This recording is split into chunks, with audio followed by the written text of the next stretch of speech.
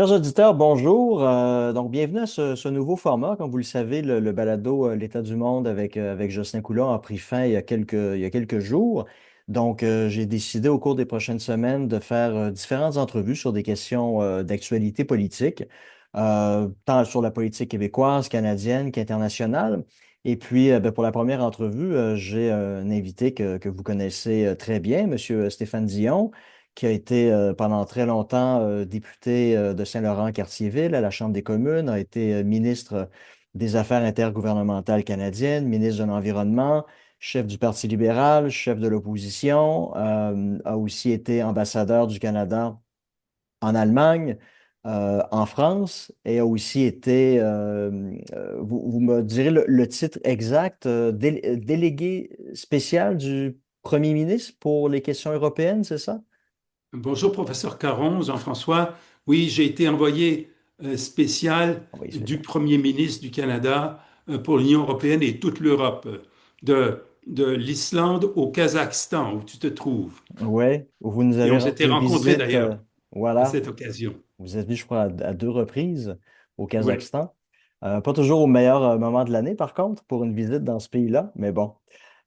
Écoutez, donc aujourd'hui, eh ben, j'ai décidé de vous inviter parce qu'il y aura en octobre prochain des référendums en Alberta. Les Albertains vont être appelés à se prononcer sur 10 questions séparées.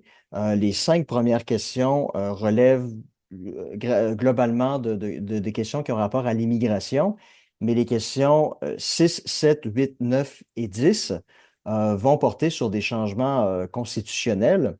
Et puis, principalement, la question numéro 10, qui est un petit peu particulier parce que le gouvernement albertain va demander à sa population, nous donnez-vous la permission, éventuellement dans le futur, de tenir un référendum sur la sécession, sur l'indépendance de l'Alberta. Donc, c'est comme un pré-référendum avant éventuellement un référendum comme on en a connu au Québec en 1980 puis en 1995. Donc, j'ai décidé d'inviter M. Dion pour discuter de ces questions-là avec nous parce que, ben, vous le savez, M. Dion a été au cœur même de ces grandes questions-là à la fin des années 90. Donc, principalement, le renvoi de la Cour suprême sur la sécession du Québec. Par la suite, la loi C-20 sur la clarté référendaire. Donc, je pense qu'il n'y a pas une personne mieux placée au Canada que M. Dion pour discuter de ces questions-là avec nous. Donc, d'apporter un éclairage qui va nous permettre de savoir ce qu'il en est. Est-ce que c'est la bonne stratégie qui est mise en place par le gouvernement albertain? Quelles sont les stratégies qui sont recherchées par la première ministre Danielle Smith? Donc, on va essayer de débroussailler tout ça aujourd'hui avec vous. Donc, ben, ma première question pour Monsieur Dion, c'est, selon vous, est-ce que cette initiative de la part de l'Alberta, du gouvernement de Danielle Smith, est-ce que c'est conforme à l'esprit du renvoi de la Cour suprême sur la sécession du Québec, ainsi que sur la loi C-20, la loi sur la clarté référendaire, dont vous avez été le parrain? Parce qu'on pense, les gens pensent souvent que le renvoi sur la sécession ne porte que sur la question de la sécession d'une province, alors que ce n'est pas le cas. Les juges le disent très bien. Ça entoure aussi les questions de révision de la Constitution, comme le souhaite l'Alberta. Donc, est-ce que la stratégie albertaine, est-ce qu'elle est la plus apte à légitimer une demande de réforme constitutionnelle si elle repose sur une expression populaire qui est dûment exprimée dans le cadre d'un référendum? Bonjour, donc rebonjour Jean-François, professeur Caron. Merci de cette invitation. Très directement, pour répondre à la question, au Canada, un référendum est une consultation. Ça n'a pas en soi de portée juridique qui serait contraignant, mais ça a une portée politique. Ça a un poids politique dépendamment de la clarté de la réponse que le référendum apporte et de l'enjeu. Et certains référendums peuvent être très strictement de la compétence d'un ordre de gouvernement, disons provincial. Supposons qu'il s'agit d'un référendum pour savoir si on doit faire des fusions entre des municipalités Mhm. ou un partage entre des municipalités. Bon, c'est une compétence provinciale selon la Constitution canadienne. Mais Disons qu'une sécession, c'est un changement de zonage un peu plus lourd que les autres et que ce faisant, ça engage aussi la compétence fédérale. Donc, un, l'avis de la Cour suprême de 1998 a bien établi que nous sommes une fédération civilisée, le Canada. Et donc, si un partenaire de la fédération, c'est-à-dire le gouvernement d'une province ou le gouvernement fédéral, demande un changement constitutionnel, les autres sont tenus de venir à la table. On fait pas, on ne boycotte pas, on va à la table. Ne serait-ce peut-être que pour dire qu'on n'est pas d'accord. Alors, il y a quelques années, le premier ministre de l'Alberta, M. Jason Kenney, avait fait un référendum demandant à sa population, voulez-vous qu'on abolisse la péréquation? L'Alberta donne de la péréquation, n'en reçoit pas. Et donc, il y avait eu une majorité pour dire, oui, on veut abolir la péréquation.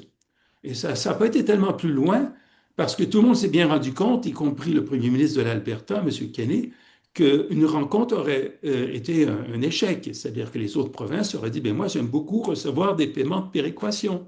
Et donc, on n'aurait pas eu le consensus voulu pour faire ce changement-là. Donc, ça, c'est un fait qu'il y a une obligation d'entrer à la table, d'aboutir à la table. Il n'y a pas de négociation, d'obligation de résultat. Mhm. Alors, Madame Smith, Danielle Smith, la première ministre albertaine, arrive avec une flopée de questions et certaines sont de compétences provinciales, d'autres engagent le fédéral et elle espère donc obtenir une pression politique par des réponses très claires en faveur de ces questions pour que le gouvernement fédéral se sente obligé de faire un pas dans la direction qu'elle propose. Euh, la 10e question est différente. Mhm. La 10e question porte sur voulez-vous rester dans le Canada ou voulez-vous qu'on vous propose un autre référendum qui, lui, porterait sur la sécession de l'Alberta du Canada. C'est-à-dire que l'Alberta Ouais. deviendrait un pays indépendant, ne ferait plus partie du Canada.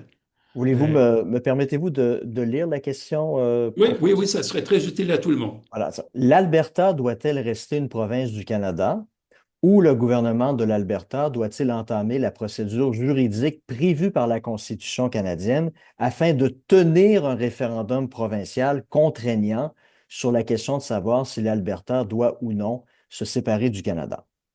Oui. Alors, euh, si les gens répondent on veut rester dans le Canada, comme les sondages l'indiquent, ben ça arrête là, on arrête cette discussion un peu bizarroïde sur la séparation. S'il y a une majorité qui se dégage pour aller vers le deuxième référendum, et alors là, il y aurait un référendum sur la sécession. Là, la loi sur la clarté qui donne effet à l'avis de la Cour suprême entrerait en action.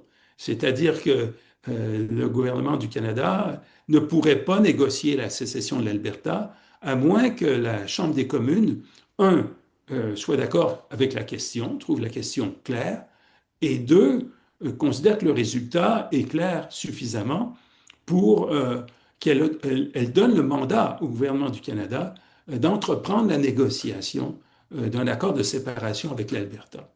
On n'en est pas là maintenant, puisqu'elle n'a pas posé directement la question, voulez-vous vous séparer? Elle a posé la question, voulez-vous un référendum sur la séparation? Ce qui est différent. Et ça, est-ce que c'est une stratégie pour elle, simplement pour avoir davantage de légitimité si le oui l'emportait pour cette première question-là? Donc oui, on est prêt à tenir un référendum éventuellement sur l'indépendance de l'Alberta.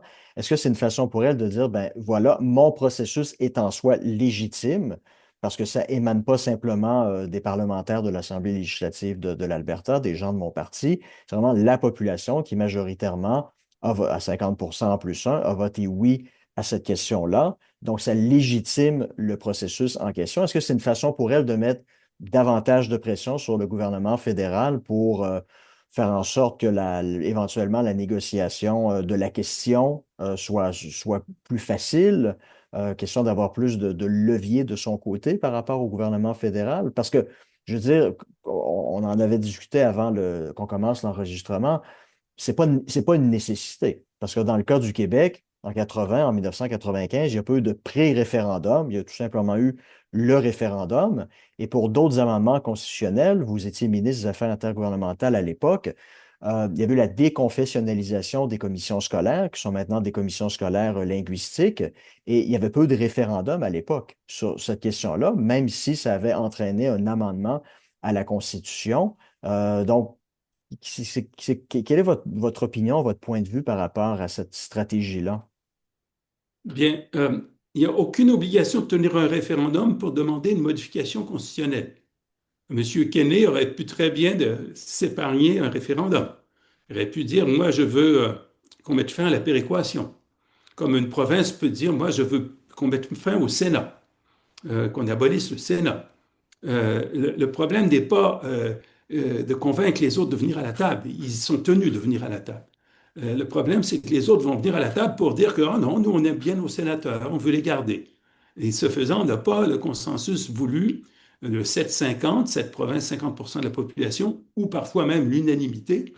L'abolition du Sénat demanderait l'unanimité des provinces pour faire le changement prévu. C'est pourquoi il y a très peu de négociations constitutionnelles au Canada. C'est parce qu'on sait que les autres vont venir à la table pour dire non ou pour dire peut-être, mais alors moi aussi j'ai mes demandes. Et mes demandes peuvent ne pas te plaire. Mais si tu acceptes les tiennes, il faudrait que tu acceptes les miennes.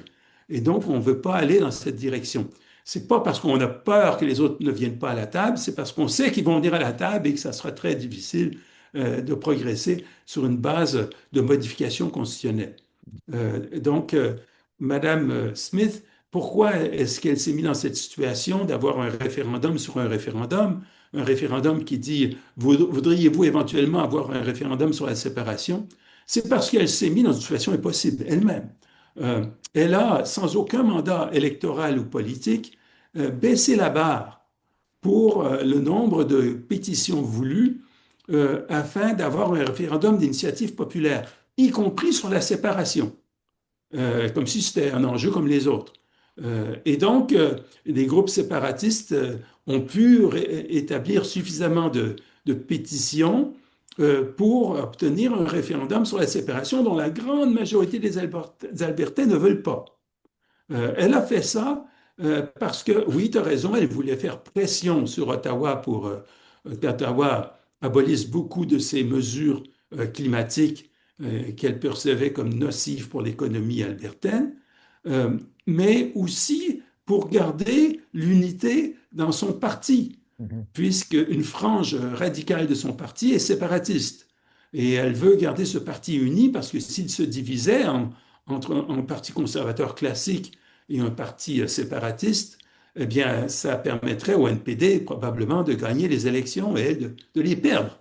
Donc, afin de garder son parti uni, elle a mis en danger l'unité du pays en facilitant la possibilité d'un référendum sur la séparation, qu'elle n'appuie pas par ailleurs. Mhm.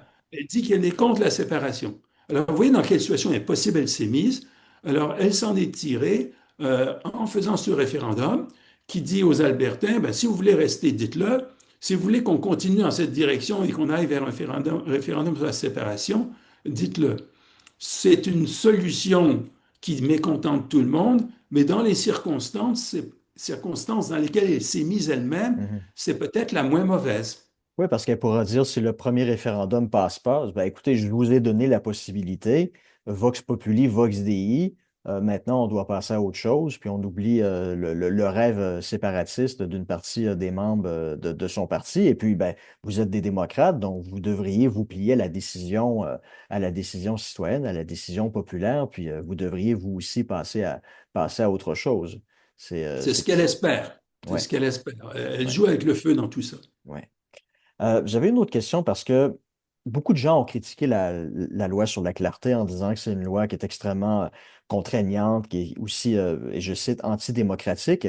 Mais est-ce qu'on pourrait dire que, là, on va retourner un petit peu en arrière, 12 ans en arrière, en 2014, lors du fameux référendum en Écosse. Moi, j'ai l'impression que les Britanniques ont appliqué l'esprit du renvoi sur la sécession de la Cour suprême de 98, ainsi que la loi sur la clarté. Donc, vous avez les séparatistes écossais qui se sont rendus à Londres, se sont assis avec le gouvernement britannique de David Cameron. On dit, voici, on veut tenir un référendum sur l'indépendance de l'Écosse. Le gouvernement britannique a dit, bah, très bien, vous avez le droit démocratique de le faire, mais on va s'entendre sur la question. Donc, ils se sont assis, ils se sont entendus sur la question qui était extrêmement claire. Je crois que le libellé exact de la question, je l'ai noté à quelque part, c'est Should Scotland become an independent country? Donc, est-ce que l'Écosse devrait être un pays indépendant? Ils se sont entendus sur la question. Corrigez-moi si je me trompe. Est-ce que aussi à ce moment-là, lorsqu'ils se sont entendus sur la question, ils se sont aussi entendus sur le seuil nécessaire pour reconnaître l'indépendance? Est-ce qu'ils se sont entendus sur le seuil de 50% plus un ou est-ce que ou il y a peu d'entente à ce moment-là? Non, Mais il y a oui, eu une entente là-dessus, sur la question et sur l'idée que s'il y a plus de oui que de non, on entreprend la négociation de la séparation. d'accord. Euh, et cette négociation, de l'aveu même des indépendantistes écossais, pourrait prendre pas mal de temps, plus qu'un an, peut-être 2 ans, avant d'y arriver. Et donc, il faut un accord de séparation. Personne ne parlait d'une sécession unilatérale. Mhm, Tout le monde disait, il faudra avoir une négociation, ça ne sera pas simple, ça prendra beaucoup, beaucoup, beaucoup de temps. Euh, Chaque pays a un peu ses règles, parce qu'une autre règle du Royaume-Uni qu'il ne faut pas perdre de vue, c'est que il faut l'accord de Londres, donc de Westminster. C'est obligatoire pour qu'il y ait un référendum. mhm. Westminster a le pouvoir d'empêcher un référendum. Au moment où on se parle, Jean-François, il y a C'est, une majorité de députés euh, écossais au Parlement de l'Écosse qui réclament un référendum sur la sécession de l'Écosse du Royaume-Uni. Ils l'ont réclamé officiellement par la bouche de leur premier oui. ministre qui est nationaliste, qui est indépendantiste. Eh bien, le premier ministre Starmer et le gouvernement, pour le moment en tout cas, est très ferme et dit il n'y en aura pas. Et si il dit il n'y en aura pas, ben il n'y en aura pas. Mhm. Parce que si l'Écosse essayait de faire un référendum en dehors du droit, ça serait une impasse comme c'est arrivé en Catalogne. Oui, Donc, exactement. il le gagnerait parce que les électeurs du oui iraient peut-être voter, mais les électeurs du non resteraient chez eux. Donc, ça ferait un oui très fort, mais avec un taux de participation très faible et sans les légitimités démocratiques sur le plan du droit. Mhm. Et la démocratie fonctionne mal sans le droit. Oui. Donc, la règle britannique, c'est vous faites un référendum, on peut être coulant sur la majorité, mais vous ne le faites que quand on vous le dit. Et à ce moment, on vous dit que vous n'en aurez pas. Mhm. Mais ça, c'est très exceptionnel au Canada et au Royaume-Uni. Il y a seulement quelques pays qui permettent des consultations populaires sur l'indépendance, sur la scission du pays. Au pays où tu es, le Kazakhstan, tu sais très bien que c'est un pays indivisible. Il n'y a même Oui. pas question d'envisager une telle chose. Ça serait perçu comme une trahison fondamentale.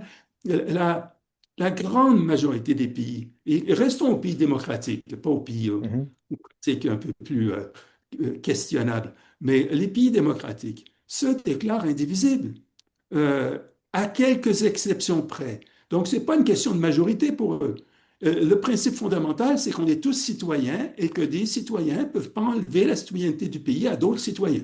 Ils Mhm. n'ont pas ce pouvoir. Donc, si vous nous dites que vous êtes une nation en vous-même, au sein de notre État, vous réclamez votre indépendance, ben, vous n'y avez pas droit. Parce que vous êtes aussi citoyen d'un pays démocratique où tout le monde a un droit sur chaque centimètre carré du pays. Et vous ne pouvez pas enlever ce droit aux autres. Alors, au Canada, on réfléchit autrement. Non pas parce on y est obligé par le droit international, mais en raison de notre culture politique. Ce qu'a reconnu l'avis de la Cour suprême et le gouvernement du Canada, qui, devant la Cour suprême en 1998, ne plaidait pas l'indivisibilité du Canada, contrairement Mhm. au mythe qu'on fait circuler. Il plaidait exactement ce que la Cour a dit. Et c'est facile de le prouver. Il suffit de retrouver mes propres déclarations comme ministre à l'époque. C'était moi le ministre de l'Unité canadienne. Et je peux te montrer les déclarations que j'avais faites. J'en ai ici copie. ma première déclaration. Je suis arrivé le 25 janvier 1996, ministre de l'Unité canadienne, et dans la presse canadienne, le 27 janvier, on me cite où je dis, si le Québec malheureusement votait avec une majorité ferme sur une question claire pour la sécession, j'estime que le reste du Canada a l'obligation morale Mhm. de négocier le partage du territoire. Donc, j'ai répété ça pendant 2 ans. Et j'ai été attaqué de toutes parts par les indépendantistes et certains de leurs fidèles intellectuels et caricaturistes, etc. Et vous avez même, Mais je pense que vous avez même oui, fait un livre avec vos correspondances avec il y avait Jacques Brassard qui était ministre des Affaires, de votre et dans homologue ce livre, québécois, puis oui, Jacques Brassard, Lucien Bouchard euh, et Bernard Landry, dans ce livre, à la page 254, et qui s'appelle le livre, c'est Le Pari de la franchise, ouais. Le Pari de la franchise. Euh, Et à la page 254, on cite l'un de mes discours. C'est embêtant de se citer soi-même, mais je suis obligé de le faire. Qui était un discours que j'ai prononcé le 23 mars 1998 devant le barreau canadien, l'Association du barreau canadien. Et ça, c'est donc quelques semaines avant de la vie de la Cour qui sort en août 1998. Mhm. Et voici ce que je dis. Si on devait en venir à constater que les Québécois ne veulent plus demeurer canadiens, la négociation s'engagerait à l'intérieur du cadre juridique. Une sécession mutuellement consentie ne pourrait reposer que sur un appui très clair des Québécois, constaté par tous, et devrait être négociée avec un souci d'équité pour tout le monde. Il faudrait tenir compte des intérêts divers qui s'exprimeraient au Québec, de même que des préoccupations de tous les Canadiens. Alors ça, c'est presque Et un papier collé de ce que la Cour va dire quelques mois c'est ce que plus j'allais tard. dire, oui. Oui, mais merci de le dire. Mais donc, ça démolit la thèse selon laquelle le Canada aurait Mhm. bizarrement demandé l'indivisibilité. Nous reconnaissons la possibilité que le Canada se scinde, mais dans le cadre du droit et de la clarté, pas n'importe comment. Mhm. Donc, en résumé, la grande majorité des pays démocratiques se déclarent indivisibles. Quelques pays démocratiques acceptent leur divisibilité dans le cadre du droit. Et aucun pays démocratique, aucun pays sur cette planète n'accepte la sécession Unilatéral. unilatérale qu'exigent les indépendantistes québécois. Ils sont les seuls sur la Terre à exiger cela. Les autres États ne veulent pas. Et dernière chose, le Parti québécois, M. Saint-Pierre Plamondon, veulent transformer le Québec en quoi? En un État indivisible. Donc, l'indivisibilité est la norme, la divisibilité est l'exception, et l'unilatéralisme est banni partout. En Parce que fait, partout, on refuse le droit à un groupe d'écarter les autres. Il faudrait donc que les Québécois cessent d'avoir des droits sur le reste du Canada. C'est un droit constitutionnel que nous avons. Le Québécois est aussi canadien qu'un Ontarien ou un Terre-Neuvien. Et il faudrait qu'ils perdent ses droits et que les autres Canadiens ne soient plus dans leur pays quand ils viennent au Québec, ne soient plus chez eux. Ces droits sont constitutionnels. Ils ne peuvent pas être enlevés par des déclarations de politiciens. Ils supposent une négociation constitutionnelle qui ferait éteindre ces droits, donc sortir le Canada du Québec ou de l'Alberta et sortir l'Alberta ou le Québec du reste du Canada. Négociation extrêmement complexe qui ne pourrait être enclenchée que sur la base d'un appui clair pour une euh, telle chose, pour une sécession du Québec ou de l'Alberta du Canada. une question claire.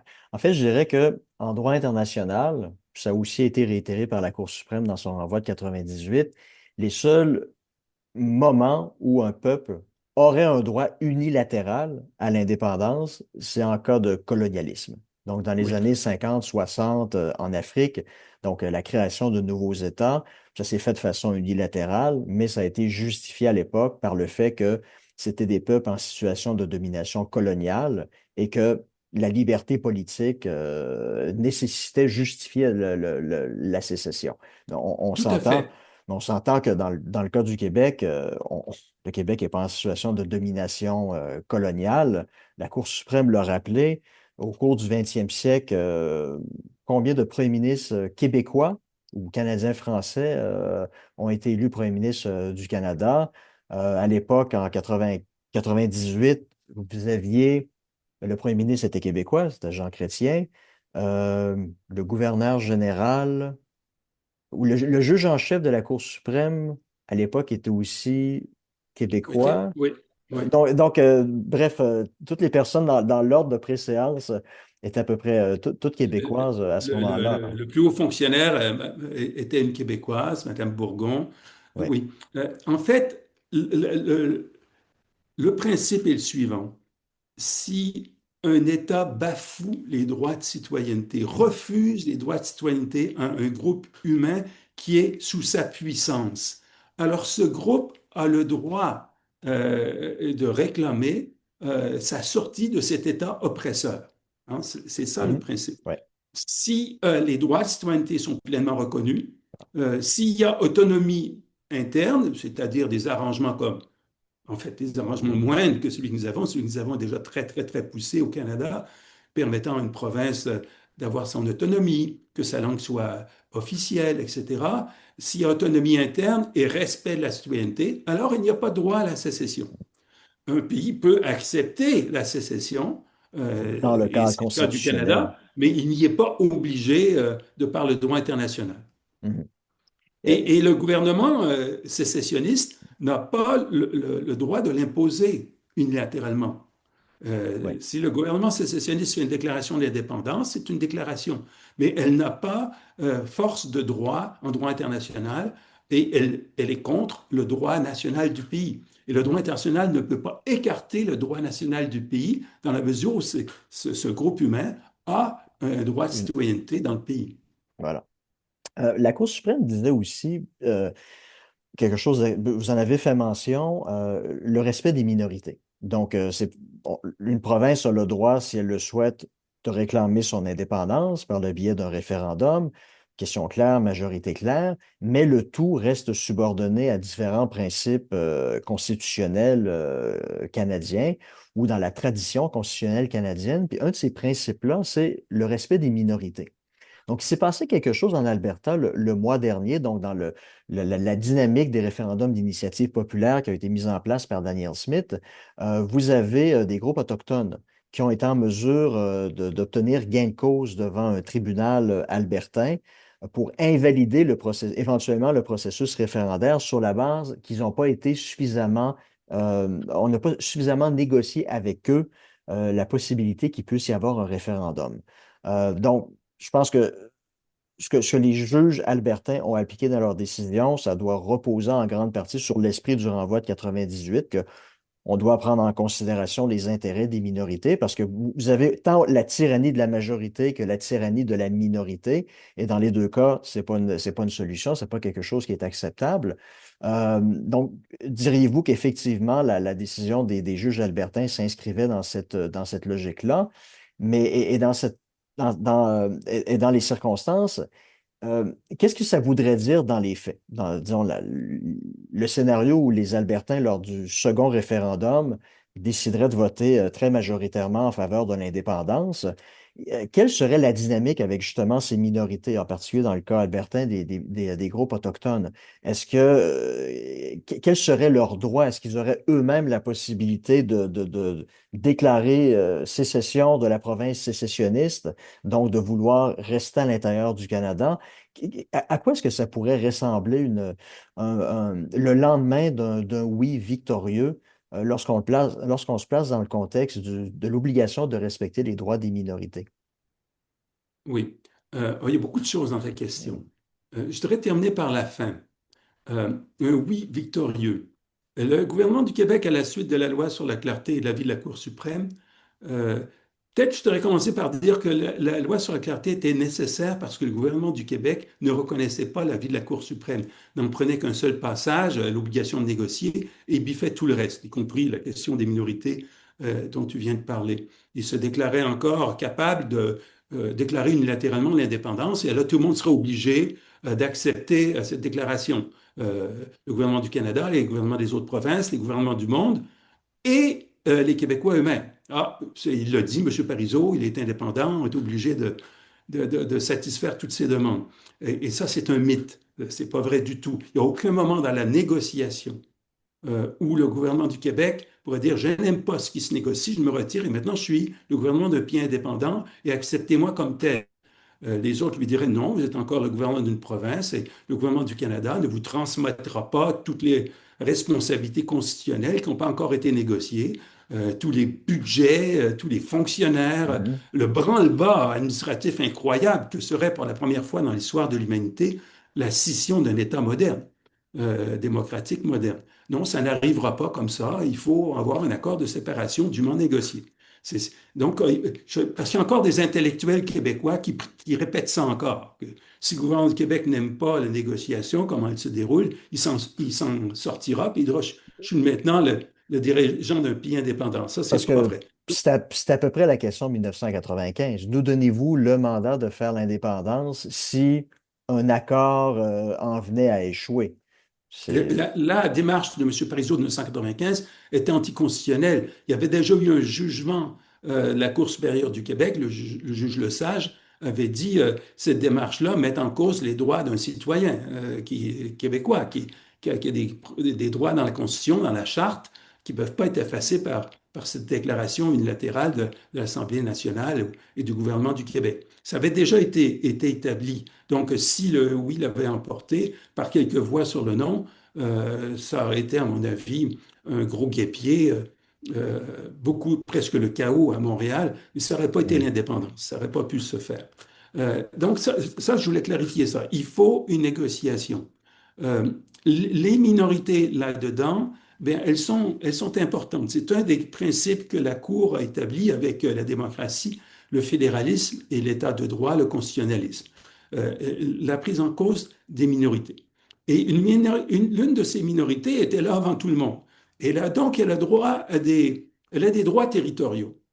Mhm. Et donc, la thèse martelée par ces intellectuels fidèles au projet indépendantiste, c'est que le Canada est divisible, mais pas le Québec. Qu'il y aurait quelque chose dans le droit international qui protège le territoire québécois, mais pas le territoire canadien. C'est une fiction, c'est un mythe. Et il fallait le dire, c'est dangereux de s'inventer des droits, de se donner des droits à soi et de les retirer aux autres. Surtout que dans ce cas précis, la minorité en question, les groupes autochtones, les peuples autochtones, ils ne réclament pas de faire la sécession. Ils réclament de ne pas faire partie d'une sécession et de Mhm. rester dans le pays dans lequel ils sont actuellement. Ils l'ont réclamé en 1980, les Cris et les Inuits du Nunavut, Oui, ils ont du tenu leur Nunavik, propre référendum interne, oui. oui, Mhm. et en 95. Et ces référendums-là ont été ignorés totalement par le gouvernement du Québec, mais aussi par la classe politico-médiatique qui ne s'y est pas intéressée.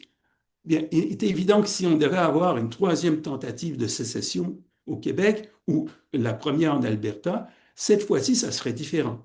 D'abord parce que l'avis de la Cour suprême et la loi sur la clarté reconnaissent que cette question des peuples autochtones et de leurs droits territoriaux serait sur la table de négociation, mais aussi parce que les droits autochtones et leur reconnaissance ont progressé depuis Oui. 1998, l'avis de la Cour. Et à tel point qu'une juge de l'Alberta, récemment, dans un jugement, a dit, avant même de tenir un référendum sur une sécession en Alberta, vous devrez consulter les peuples autochtones qui réclament le respect de leurs traités territoriaux qui sont antérieurs à l'existence même de la province de l'Alberta. Euh, Est-ce que ce jugement s'étendrait à tout le pays? Peut-être bien, elle est basée sur un principe constitutionnel qui est l'honneur de la Cour. Et ce principe constitutionnel, donc, s'appliquerait aussi au Québec. Mais il faudrait que des peuples autochtones au Québec fassent la même Ah démarche, oui. demandent une consultation préalable à un référendum que M. Plamondon tiendrait, et qu'un juge de la Cour supérieure du Québec entérine le point de vue de sa collègue albertaine. Donc, ce n'est pas certain que ce serait le cas, mais on peut On peut penser que si penser. elle demande en ce sens, ça risque d'être une obligation additionnelle qui n'était pas prévu dans l'avis de la Cour de 98 et donc la loi sur la clarté qui est le reflet de l'avis de la Cour de 1998. Mhm. À cela, je voudrais ajouter une dernière chose avant de passer la parole. Le gouvernement du Québec a fait passer une loi euh, en, en 2000 en réponse à la loi sur la clarté et à l'avis de la Cour. Cette loi, qu'on peut appeler la loi 99, c'était son numéro, dont le parrain était M. Joseph Facal, dit en effet que ben, c'est 50% plus un, et là, celui qui gagne est celui qui a plus de voix que l'autre, dans un référendum tenu selon la loi québécoise. Mais c'est très intéressant de voir que cette loi ne dit pas ce qu'on fait avec la victoire. Parce que, comme tu l'as dit tout à l'heure, en démocratie, une majorité n'a pas le droit de tout faire. Donc, on doit toujours dire ce qu'on compte faire d'une victoire. On ne peut pas avoir dans une loi, ben là, j'ai gagné. Parce que ça laisserait entendre que j'ai le droit de tout faire. Alors, on laisse ça vague. On a laissé ça vague. Pourquoi? Pour s'assurer que cette loi ne sera pas invalidée par une poursuite devant la Cour. Et effectivement, il y a un groupe anglophone québécois qui est allé jusqu'à la Cour d'appel du Québec pour faire invalider la loi.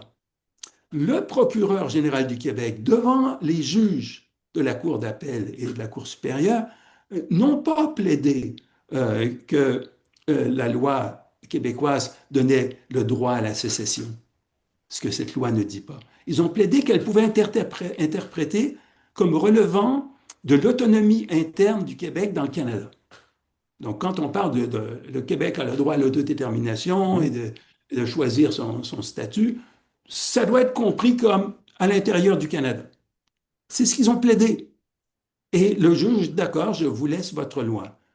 Mais la Cour d'appel a bien clarifié que si la loi en question devait servir d'instrument pour tenter une sécession unilatérale, à ce moment-là, sa constitutionnalité serait mise en cause. C'est ce que plaidait le procureur général du Canada, qui disait au juge, vous pouvez ne pas invalider cette loi si vous arrivez à pouvoir l'interpréter comme relevant de l'autonomie interne du Québec dans le Canada, mais clarifiez bien qu'elle ne peut pas servir à sortir du Canada. Et c'est ce que Mhm. les juges ont fait. Mais les fidèles intellectuels québécois répètent le mythe du gouvernement, du Parti québécois, comme quoi maintenant, la loi québécoise en question pourrait servir à une sécession et tasser la loi sur la clarté. Mais moi, je leur dis, allez lire le jugement. Tiens, je vais le lire. Allez-y. Ça m'énerve, ça, des intellectuels qui sont supposés être des gens sérieux, qui parlent d'un jugement sans jamais aller le lire. Alors, la Cour d'appel, en son paragraphe 85, euh, la Cour d'appel a précisé que la loi pourrait être déclarée inconstitutionnelle si un jour elle était utilisée aux fins d'une déclaration unilatérale d'indépendance ou pour d'autres fins qui ne concorderaient pas avec le cadre constitutionnel canadien. C'est dans le Mhm. paragraphe 111. Mais on trouve le même raisonnement dans les paragraphes 108, 115, 116, 117, 119. Paragraphe 98 cite l'avis de la Cour suprême qui dit bien que ça prend une modification constitutionnelle pour qu'une loi puisse être concrétisée, c'est ce que dit la Cour d'appel du Québec. Alors je demande à tout le monde, allez lire ce jugement et Mhm. vous verrez que cette loi ne peut pas être utilisée pour faire une sécession. C'est un mythe, ça. Elle pourrait être utilisée, par exemple, je ne sais pas, dans l'éventualité où la province de Québec voudrait avoir un nouveau statut, disons, passer un statut de régime semi-présidentiel. Peut-être élire un président provincial. Ben non, parce Hmm, que pour avoir un régime présidentiel, il faudrait contredire la Constitution canadienne. oui, ou disons, Non, ça peut servir ouais, à quoi est-ce que ça pourrait servir, donc? ben, bon, prenons Je- la Cour suprême a reconnu qu'elle prenait en compte le caractère spécifique du Québec, le caractère donc de société distincte du Québec dans le Canada. Ben, c'est pas mauvais que la Constitution québécoise reconnaisse que la Cour suprême, en effet, a reconnu cela. Ça permet aux juges, au fil des décennies, au fil des générations de juges, de bien se rappeler qu'ils doivent tenir compte de la spécificité québécoise quand ils prennent leurs décisions. hmm, Bon, ça, c'est un exemple d'autonomie interne qui permet de renforcer le code civil, la loi, la langue ouais, ouais. française, enfin, toutes ces questions qui sont très importantes pour l'avenir du Québec dans le Canada. Alors, Et il y a des que, choses qui peuvent être faites, mais ce qui ne peut pas être fait, c'est sortir le Québec du Canada et sortir le Canada du Québec. Ça demande une modification constitutionnelle canadienne qui ne peut pas être faite par cette loi qui était trop vague et écrite de façon trop ambiguë pour servir à une sécession. C'est Mais impulsif. j'invite tout le monde à aller lire le Ouais, jugement de la Cour d'appel. ouais. C'est tellement clair. Je ne sais pas pourquoi. Ils se citent tous entre eux et ils ne vont jamais voir le jugement lui-même. En fait, au final, on peut terminer là-dessus. Je pense que qu'on soit d'accord avec l'indépendance du Québec ou non, si ça a à se faire, il ne faut pas que ça se fasse comme ça. Les Catalans ont essayé de le faire il y a quelques années où là, Le vous êtes là. gouvernement catalan. Il ne Ouais, faut jamais oublier cela. On a tendance à... Moi, dans les questions que nous avons posées en 1996, et la Cour a tranché en 98, j'avais beaucoup insisté auprès de mes collègues, M. Chrétien, sans le leadership duquel on n'aurait rien pu faire, M. Rock, qui était le ministre de la Justice, pour qu'on ne parle jamais du Québec, mais toujours du gouvernement du Québec. mhm, Parce que les Québécois, ils ont deux gouvernements. Le gouvernement où ils sont majoritaires, d'accord, le gouvernement du Québec, c'est normal qu'ils y soient très attachés, mais ils ont aussi le gouvernement fédéral, qui historiquement les a beaucoup aidés parfois quand le gouvernement du Québec pouvait déraper. C'est pourquoi on a une fédération, pour avoir plus de protection dans nos droits et de garanties démocratiques. Les fédérations sont mieux outillées pour cela. Imagine-toi dans quelle situation les États-Unis et le monde entier seraient si les États-Unis n'étaient pas une fédération au moment où on se parle. mhm. Hein, avec tous Oui. ces gouverneurs qui tiennent tête autant qu'ils peuvent au président Ce Trump, qui, et plusieurs d'entre eux sont démocrates d'ailleurs. ce qui Euh, était, ce qui était le choix du fédéralisme au 18e siècle aux États-Unis a été fondé justement sur le fait de ne pas vouloir reproduire ce que la couronne britannique avait imposé aux 13 colonies, donc un gouvernement très centralisé, unitaire, qui pouvait imposer des taxes comme ça sans contre-pouvoir. Donc le fédéralisme, quand on lit les Federalist Papers, Madison, John Jay et compagnie, cherchait essentiellement à diviser autant que possible le pouvoir pour empêcher l'émergence d'un nouveau roi George qui aurait pu imposer le même genre de politique. Puis en Allemagne, la République fédérale Allemagne, lorsqu'elle a été créée après la Deuxième Guerre mondiale, on s'entend, la division des pouvoirs avait aussi pour objectif d'empêcher l'émergence d'un leader unitaire et fort, comme ça avait été le cas dans Oui, les années j'ai 30. parlé des États-Unis, l'Argentine en ce moment, c'est très bien que ça soit une fédération. L'Allemagne de demain, si l'AfD, l'Alternative für Deutschland, le parti d'extrême droite, devait gagner dans des Länder ou peut-être au Bund, espérons pas, mais ça pourrait arriver, il y aurait quand même une fédération allemande avec un Bundesrat, etc., des contre-pouvoirs qui pourraient aider à redresser la situation. Le meilleur théoricien de l'avantage du fédéralisme, comme tu le sais, c'est un Français, c'est Alexis de Tocqueville. Mhm. Donc, c'est bon d'aller le relire sous cet angle-là. C'est pas la garantie. L'URSS Ah ben était une non. fédération, mais c'est une fédération fictive. Pour qu'il y ait Ouais. une vraie fédération, il faut qu'il y ait une démocratie. Mais une fois qu'il y a une démocratie, c'est un garde-fou additionnel si c'est une fédération. C'est comme ça que ça Ouais. fonctionne. Et dans le cas d'une sécession, et donc il faut que les ordres de gouvernement s'entendent pour la séparation. Au Canada, la motivation pour arriver à un accord de séparation, ça serait un appui clair. De garder une Mhm. population contre sa volonté dans le Canada, ça serait plus le Ça serait... Canada. Non, c'est Alors, ça. on le sait tous, mais garantissez-nous de cette volonté claire, que ça ne soit pas une majorité qui aurait pu être le contraire la veille ou le lendemain, comme ça aurait été le cas si 50 000 personnes avaient voté différemment Mhm. en 1995. Parce Euh, qu'au... c'est des garanties essentielles, on devrait tous être d'accord là-dessus. Ouais. En fait, d'une certaine façon, la loi sur la clarté et son parrain, on est les meilleurs amis des indépendantistes parce que elle peut se faire au Canada, alors qu'elle Mhm. ne peut pas se faire dans l'immense majorité des autres pays. Elle peut se faire, Oui. on a une procédure pour ça. Il faut simplement la respecter, ne pas jouer avec les Québécois avec des questions confuses, comme on a eu en 95, où 20 à 30 des électeurs du oui pensaient que M. Bouchard allait négocier quelque chose dans le Canada. C'est pas que les Québécois sont moins intelligents que les autres êtres humains, mais ils ne sont pas plus intelligents. On sait très bien, par exemple, que l'appui pour la peine capitale est partout plus grand que l'appui pour la peine de mort. Donc, si vous voulez faire passer un référendum sur la peine de mort, Mhm. n'utilisez pas le mot mort, utilisez le mot capital. Ça marche mieux, mais c'est la même chose. Et Ouais. puis, pour ceux qui ont vu le film Les Deux Papes, la question, euh, est-ce qu'on peut fumer quand on prie les gens ont tendance à répondre non, oui, parce qu'on peut, non, non, parce que c'est manquer de respect pour Dieu. Mais si on leur demande est-ce qu'on peut prier quand on fume, les gens tendent à répondre oui, parce qu'on peut prier à tout moment.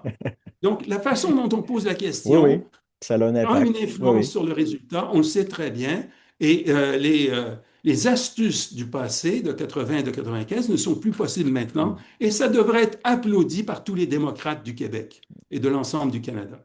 Oui, puis j'ajouterais en terminant, c'est au-delà de la simple garantie pour protéger les gens d'une question un peu hasardeuse, c'est aussi, si vous êtes leader du Parti québécois, vous voulez faire l'indépendance, vous avez un référendum, vous voulez avoir une majorité claire derrière vous. Parce que si vous avez une majorité de 50,2%, vous pouvez vous dire, ben oui, j'ai 50% plus un, j'ai la légitimité, mais de manière effective, est-ce que ça va être possible d'enclencher un processus comme celui-là, alors que vous avez essentiellement une population qui est divisée à 50-50 là, et des poussières?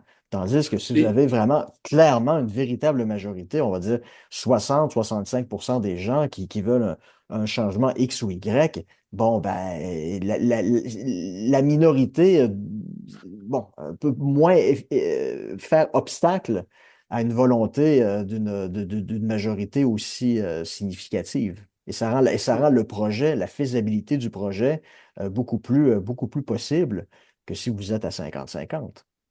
c'est la raison pour laquelle le mythe selon lequel la démocratie ne s'exprime que selon une règle, 50% plus un, en passant c'est plus 2 à chaque fois qu'on donne un nombre pair. Mais bon, ça c'est un petit détail. Eh bien, c'est un mythe. La démocratie s'exprime parfois de façon plus exigeante lorsque les enjeux sont plus exigeants et lorsque les enjeux sont irréversibles. Prenons le Mhm. cas d'une sécession.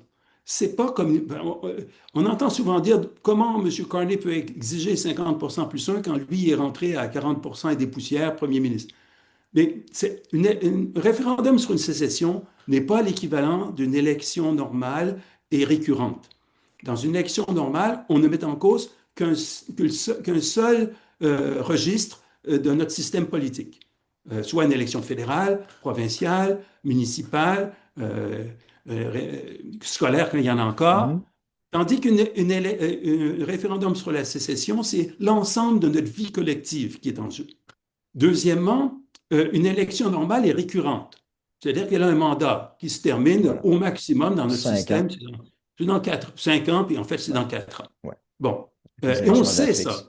On le sait ça. Donc, si il nous faut un député dans un comté, puis on est dans le recomptage judiciaire, on n'est pas sûr qu'on a choisi vraiment le candidat qui a eu le plus de voix. C'est tellement de petits papiers à les vérifier, de signatures alambiquées. Mais on essaie de faire notre maximum pour maximiser les probabilités qu'on aura gagné, on aura le gagnant. Puis si on s'est trompé, ben, c'est jamais 4 ans, puis on se reprendra dans 4 ans. Mhm. Un référendum sur une sécession, il n'y a rien de récurrent. On ne prévoit pas avoir un autre référendum dans 10 ans pour vérifier si on a pris la bonne décision.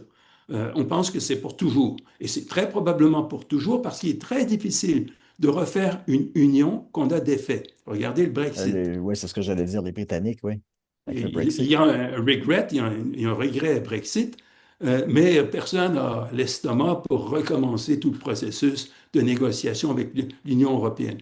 Donc, puisque c'est irréversible et grave, on a tendance à se dire, mais il ne faut pas que ça se joue à une majorité flageolante. Deuxième raison pour laquelle il faut être très prudent sur cette question de la majorité, c'est que c'est une négociation qui s'ensuit. Cette négociation va être extrêmement pénible parce qu'il faut dissocier des décennies de vie collective et que ça s'engage un État qui, à 40%, est dans le secteur public. Donc, imaginons ce que ça suppose comme négociation extrêmement complexe. Et puis, on a parlé tout à l'heure de la question des territoires qui s'ajoute à ça, le partage de la dette, etc. Mhm. Donc, il faut s'assurer que cette population veut vraiment se séparer. Parce qu'il ne faut pas lui faire croire que la négociation sera facile. Il y aura des compromis à faire, il y aura des renoncements qui devront s'établir afin qu'on change notre statut de province en pays. Il faut vraiment le vouloir, parce que rien ne serait pire pour les négociateurs qu'une population qui dit après un certain temps, arrêtez tout. Ouais. Surtout qu'il peut y avoir, entre-temps, des élections. Et donc, une nouvelle équipe qui arrive au gouvernement. des demandes pour un nouveau référendum, etc. M. Parizeau était conscient de tout cela. C'est pour ça qu'il voulait Y aller avoir rapidement. une déclaration unilatérale d'indépendance le plus rapidement possible, comme ça en est exprimé quelques années après le référendum. Et là, ses partenaires, M. Bouchard, M.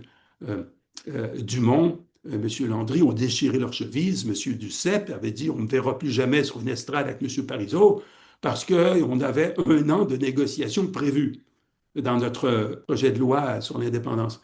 Ils ne l'avaient pas bien lu. Ils ont été dévoués par leurs propres questions. C'était pas 1 an, c'était 1 an maximum, Mhm. jusqu'à 1 an. Jusqu'à un Donc, an. M. Parizeau était tout à fait fondé de vouloir faire une déclaration d'indépendance avant que les Québécois changent d'avis. Il appelait ça la cage aux homards. On va mettre les Québécois dans une cage à homards. Bon, ben, tout démocrate devrait refuser ces choses-là. Ouais. Vraiment les refuser. Et se dire non, non, ça ne marche pas comme ça.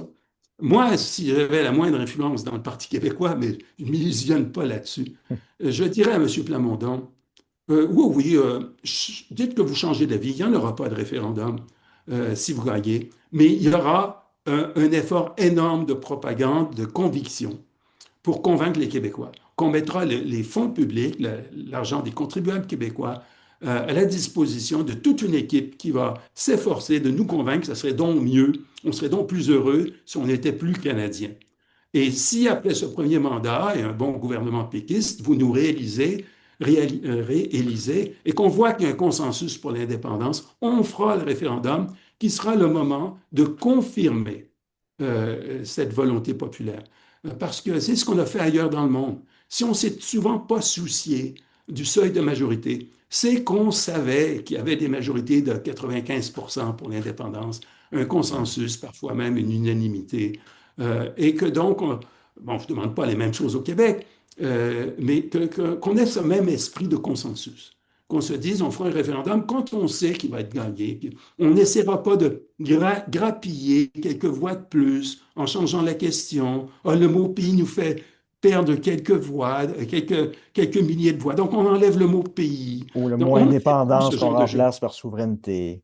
Oui, oui, Ah on oui. ne fait plus ces jeux-là.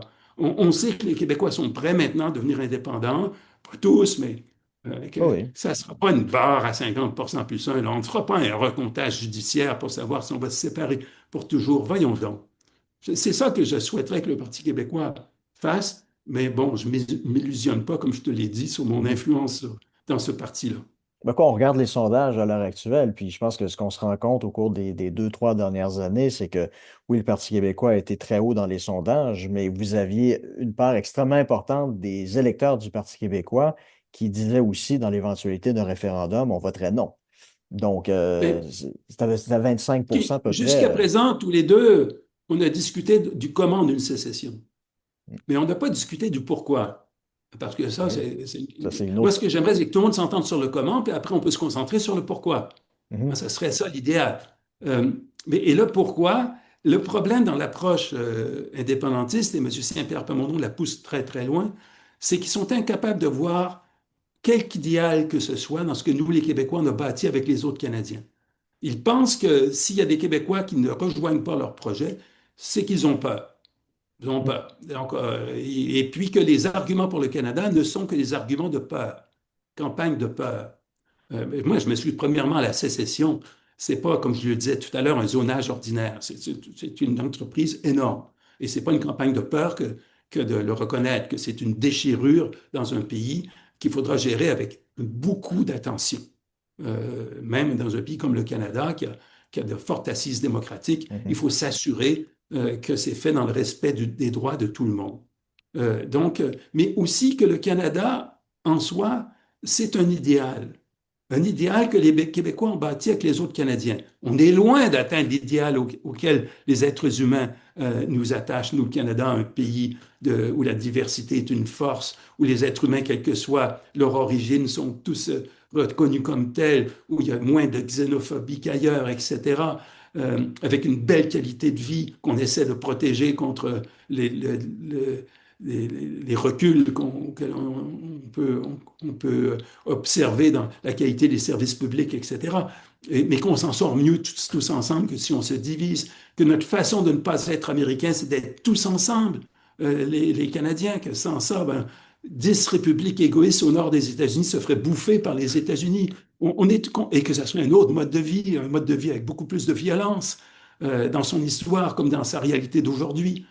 On est conscient de tout cela, nous les Québécois qui veulent garder le Canada. Et on pense que cet idéal, il faut s'en rapprocher plutôt que s'en détourner.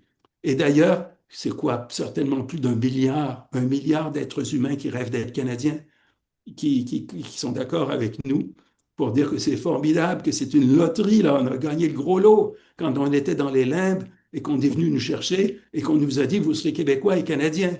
On a gagné quelque chose d'extraordinaire que nos ancêtres, nos parents ont bâti et qu'on doit s'efforcer de garder intact pour nos enfants et chercher toujours à l'améliorer. Mm. Tout à fait. Ben écoutez, ben, merci.